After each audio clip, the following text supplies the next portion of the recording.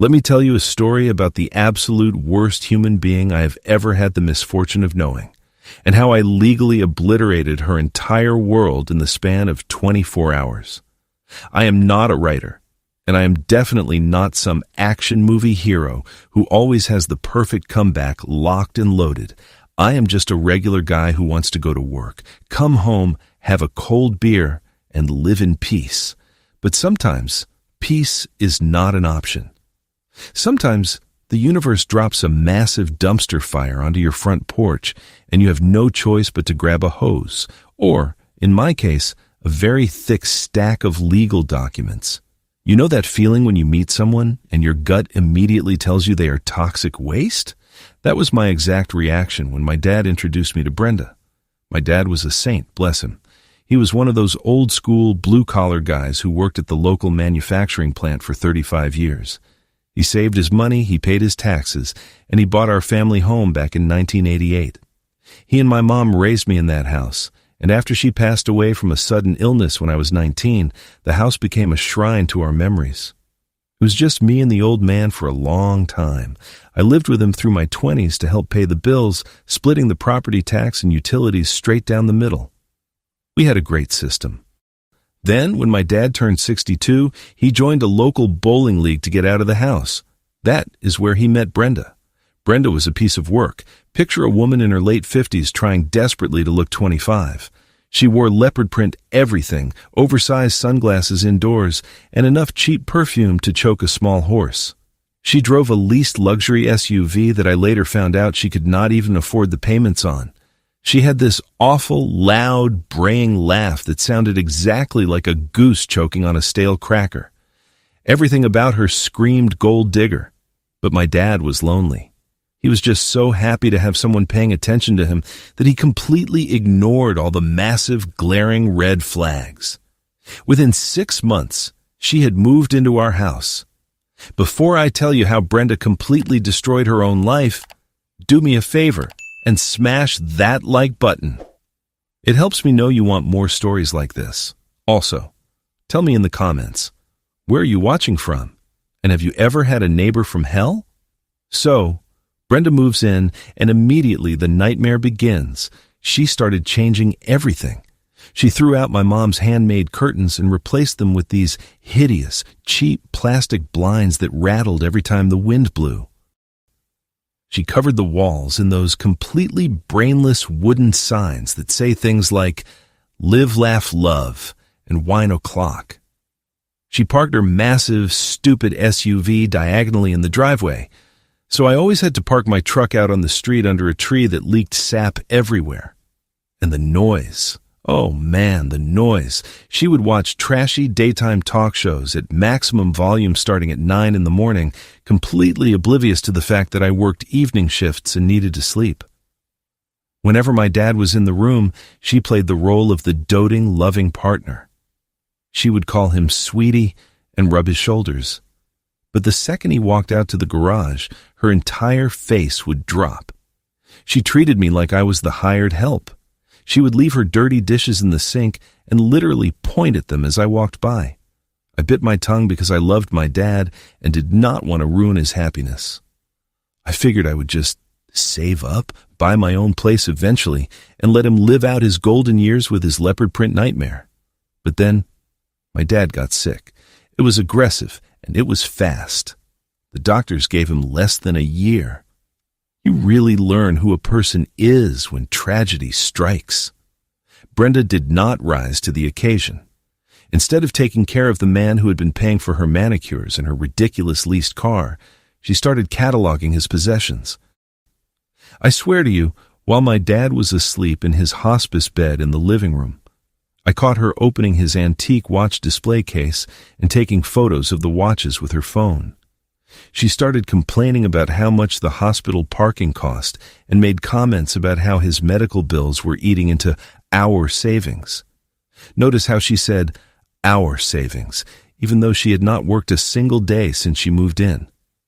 I did 99% of the caregiving. I fed him, I bathed him, I gave him his medications. Brenda just hovered in the background, loudly sighing whenever things got difficult and constantly asking when the lawyer was coming over to update the paperwork. She was obsessed with his will. She kept saying she just wanted to make sure they were protected and that his affairs were in order. My dad, bless his heart, would just smile weakly and tell her not to worry, that everything was already taken care of. I assumed he meant he had left her some money. I had no idea what he had actually done. When my dad finally passed away, my world completely shattered. I was devastated. I lost my hero. Brenda, on the other hand, treated the entire grieving process like a Broadway audition.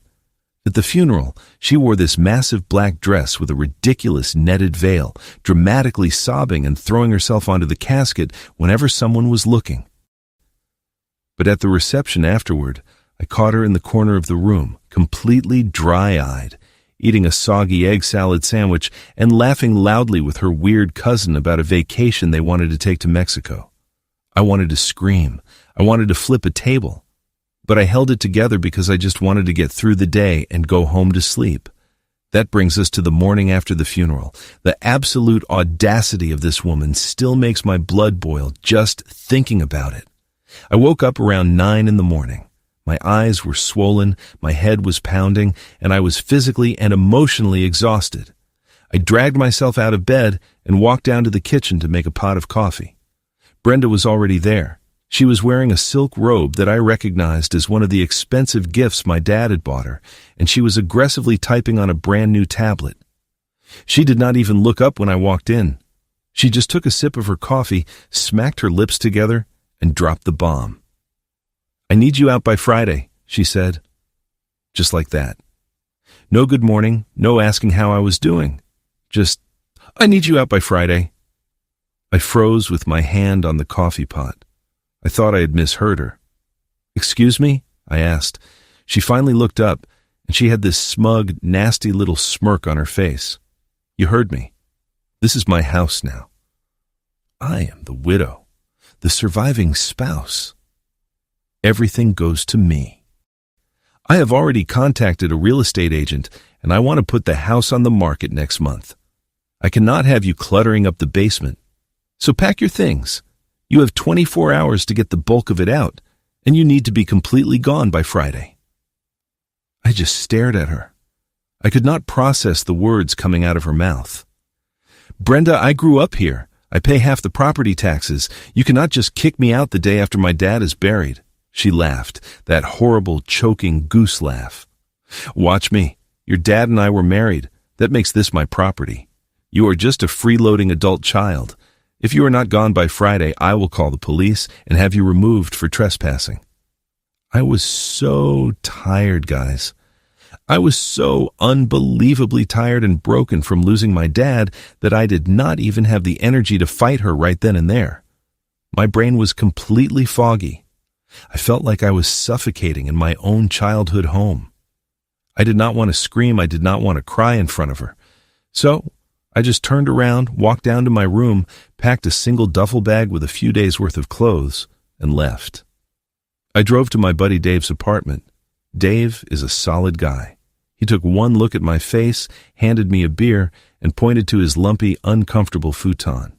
I collapsed on that futon and stared at the ceiling for about 6 hours, just feeling completely empty. But then the anger started to creep in. The sadness faded, and this hot, burning rage took over. I started thinking about the way she smirked at me. I started thinking about my dad's watches. I started thinking about the fact that this woman had contributed $0 to that house, and she was about to sell it to fund her ridiculous lifestyle. I realized I could not just roll over. I needed to fight back. I remembered the name of my dad's lawyer, Mr. Henderson. They had been friends for decades. My dad used to play poker with him every second Tuesday of the month. First thing the next morning, I called Mr. Henderson's office. His secretary sounded very sympathetic and told me to come in right away. When I walked into his office, the smell of old paper, leather, and stale coffee hit me. Mr. Henderson was sitting behind a massive mahogany desk. He looked at me over his glasses, stood up, and gave me a firm handshake. I sat down and just spilled everything. I told him about the funeral, the silk robe, the smirk, and the fact that Brenda had given me 24 hours to pack my stuff and get out because she claimed she owned everything. Mr. Henderson listened quietly. He did not interrupt. He just let me rant until I ran out of breath. When I was finished, he sat back in his leather chair, steepled his fingers, and did something I completely did not expect. He started to smile. It was not a polite smile. It was a wide, genuine, almost predatory grin. "Brenda thinks she owns the house?" he asked, his voice shaking a little bit with suppressed laughter. "Yes," I said, feeling confused. "She says she is the surviving spouse, and it defaults to her." Mr. Henderson opened a thick manila folder on his desk and pulled out a stack of incredibly dense, incredibly beautiful legal documents. "Your father was many things," he said. "He was kind, he was generous, and he was completely blind when it came to women. But he was not stupid." Mr. Henderson proceeded to explain exactly what my dad had meant when he said his affairs were already taken care of. 5 years ago, exactly 2 weeks before he officially married Brenda, my dad came into this very office. He knew Brenda liked spending money, and he knew she had a track record of bad financial decisions. So, he put the house, his pension benefits, and all of his significant assets into an irrevocable living trust. And guess who the sole beneficiary of that trust was? Me. But it got better. Mr. Henderson flipped to another page. "Furthermore, before they got married, your father made her sign a prenuptial agreement. Brenda thought it was just to protect his small retirement account. She did not bother to read the clause where she legally waived any and all rights to the primary residence, regardless of her marital status at the time of his passing. The house belongs to the trust. You are the trustee. Therefore, you are the sole legal owner of the property." My jaw practically hit the floor. I felt this massive, overwhelming wave of relief wash over me. "So, the house is mine?" 100%, Mr. Henderson said. "Brenda is not a tenant. She has never paid rent. She is legally classified as a guest whose invitation has officially expired. In our state, because she is just an unauthorized occupant, you do not even have to go through a formal 30-day eviction process. You can simply serve her with a 24-hour notice to vacate. If she refuses, she is trespassing. If you are enjoying watching this entitlement get crushed, hit the like button. It shows me that you appreciate sweet revenge just as much as I do." I walked out of that office holding a certified copy of the trust, the deed, and a formally drafted notice to vacate that Mr. Henderson had his paralegal type up on the spot. I felt like a completely different person. The exhaustion was gone. I was running on pure, unfiltered adrenaline. I called my buddy Dave and told him the plan. Dave, being the absolute legend that he is, immediately took the afternoon off work to back me up. I was not going to take any chances with Brenda. I knew she was volatile, and I knew she would try to lie her way out of it. So, I called the local police precinct on the non-emergency line. I explained the situation to the desk sergeant. I told him I was the legal owner of a property, I had a squatter who was refusing to leave, and I requested a civil standby to ensure things did not get violent when I served her the papers. The police were incredibly helpful. They agreed to meet us at the house at 3 in the afternoon. At exactly 3 o'clock, Dave and I pulled up to the house in my truck. Brenda's oversized, obnoxious SUV was parked aggressively on the front lawn because she was too lazy to pull into the driveway. 2 police cruisers pulled up right behind us. 2 officers stepped out. One was an older guy with a thick mustache, and the other was a younger rookie. I walked up to them, shook their hands, and handed them the legal documents. The older officer read through the trust and the deed carefully, nodded, and handed them back to me. "All right," the officer said. "Let us go have a chat with her." We walked up to the front porch. I reached into my pocket, pulled out my house key, and slid it into the lock. It did not turn. I tried again. Nothing. I looked closely at the deadbolt. It was brand new. The metal was bright and shiny. She had actually changed the locks. In the span of 36 hours since the funeral, she had called a locksmith and changed the locks on my house. I looked at the older officer. He just sighed, shook his head, and reached forward to pound his fist heavily on the front door. "Police department, open up!" he shouted. We waited for about 45 seconds. I could hear shuffling inside, followed by the clicking of the deadbolt. The door swung open, and there stood Brenda. She was wearing hot pink yoga pants, a stained tank top, and she was chewing a massive wad of gum. The look on her face when she saw the police officers was absolutely priceless. Her jaw literally dropped, and she stopped chewing mid-bite. Then she saw me standing behind them, and her eyes narrowed into slits. "What is the meaning of this?" she shrieked, her voice echoing down the entire street. "Why are the police here? I told you to get your stuff and get out." "Ma'am, please step back," the older officer said, using that calm, authoritative voice cops use when they are dealing with crazy people. Brenda puffed out her chest. "Step back?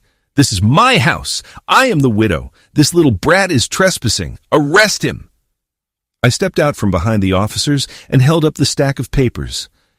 "Actually, Brenda, it is my house. It has been my house for 5 years. Dad put everything in an irrevocable trust. He also made you sign a prenup waiving your rights to the property. You own absolutely nothing." She froze. The color completely drained from her heavily made-up face. For a second, she looked like a deer caught in the headlights of an 18-wheeler. Then, the denial kicked in. She started aggressively shaking her head, making her cheap hoop earrings rattle. "You are lying. You forged that. He loved me. He would never do that to me. I am calling my lawyer," she screamed, spit actually flying from her mouth. "You can call whoever you want, ma'am," the older officer said, stepping into the doorway to prevent her from slamming the door in our faces. "But we have verified the documents. He is the legal owner of this property. You do not have a lease, and you do not pay rent." I stepped forward and handed her the crisp, white envelope containing the notice to vacate. "You gave me 24 hours to get out," I said, looking her dead in the eye. "Now I'm returning the favor. You have exactly 24 hours to pack your clothes, take your hideous live laugh love signs, and get off my property. If you are still here at 3 p.m. tomorrow, these nice officers will be coming back to physically remove you, and I will press charges for trespassing and vandalism for changing my locks." Brenda absolutely lost her mind. The meltdown was biblical. She started hyperventilating. She threw the envelope on the ground. She started screaming about how she had given my dad the best years of her life, how she was a victim, how we were all conspiring against her. The younger police officer actually took a step back because she was flailing her arms around so wildly. "Ma'am, I strongly suggest you calm down," the older officer warned, resting his hand on his utility belt. "If you continue to cause a disturbance, we will arrest you right now for disorderly conduct. Do you understand?" That shut her up. She stopped screaming, but she started doing this weird, aggressive, heavy breathing thing. She glared at me with pure, unadulterated hatred. If looks could kill, I would have been a smoking pile of ash on my own front porch. "I need to get my things," she hissed through gritted teeth. "You have until tomorrow," I reminded her, "but I am staying right here to make sure you do not take anything that belongs to the house. Dave, call the locksmith." Dave pulled out his phone and made the call. Within 40 minutes, a locksmith arrived and drilled out the lock Brenda had just installed, replacing it with a new one that only I had the keys to. The police told Brenda they would be doing random drive-by patrols throughout the night to ensure she did not try anything stupid. And then they left. The next 24 hours were the most awkward, tense, and incredibly satisfying hours of my entire life. Dave and I ordered 3 large pepperoni pizzas, set up lawn chairs in the living room, and literally watched Brenda pack. She tried to be sneaky. Oh, she tried so hard. I caught her trying to stuff my dad's silverware into her suitcase. I caught her trying to wrap one of his expensive antique watches in a pair of her ridiculous leopard-print sweatpants. Every time she tried to steal something, I just cleared my throat loudly, walked over, took the item out of her hands and said, "That belongs to the trust." She spent the entire night crying, not real crying, mind you. It was that fake, loud sobbing where she wanted me to hear how much pain she was in. She kept waiting for me to cave, to feel sorry for her, to tell her she could stay a little longer. But I felt nothing but ice-cold satisfaction. I just kept eating my pizza and watching her stuff her cheap beige home decor into cardboard boxes. By noon the next day, her terrible luxury SUV was packed to the brim. She had so much junk crammed in there that the rear suspension was visibly sagging. She walked out the front door for the last time, carrying a garbage bag full of her expired, terrible-smelling perfumes. She stopped on the porch, turned around, and looked at me one last time. "You are a monster," she spat. "Karma is going to get you." I just smiled, took a sip of my coffee, and said, "Drive safe, Brenda. Watch out for the tree sap." She stomped down the stairs, slammed the trunk of her car so hard I thought the glass was going to shatter, climbed into the driver's seat, and sped off down the street, completely running over my neighbor's rosebush in her haste to leave. After she was gone, Dave and I walked back inside. The house was quiet. For the first time in 5 years, it actually felt like my house again. The loud talk shows were gone. The horrible perfume smell was starting to fade. The hideous plastic blinds were already marked for the trash. I spent the next week thoroughly cleaning the house, stripping away every single trace of Brenda's existence. I found out later through the grapevine that Brenda had maxed out all of her personal credit cards, trying to maintain her lifestyle, and ended up having to move into a tiny, cramped apartment above a bowling alley 3 towns over. The luxury SUV was repossessed a month later because she had not made a payment on it since my dad got sick. She tried to contest the trust in court, but no lawyer would take her case because the paperwork my dad and Mr. Henderson put together was completely bulletproof. I miss my dad every single day. I wish he was still here sitting on the porch with me. But whenever I feel sad, I just look around the quiet, peaceful living room, and I smile, knowing that in the end, he made sure his real family was protected, and he gave me the power to take out the trash.